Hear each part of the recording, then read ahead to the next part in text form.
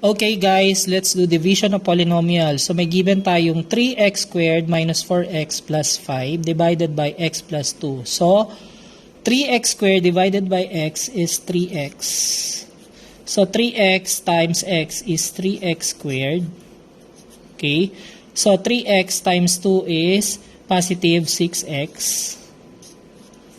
So minus natin. Okay. So 3x squared minus 3x squared is 0. Negative 4x minus positive 6x, that will be negative 10x. So bring down 5. Okay. So negative 10x divided by x, that is negative 10. So negative 10 times x, that will be negative 10x. So negative 10 times 2, that will be negative 20. So minus uli natin guys. Okay, so negative 10x minus negative 10x is 0. Positive 5 minus negative 20, that will be positive 25.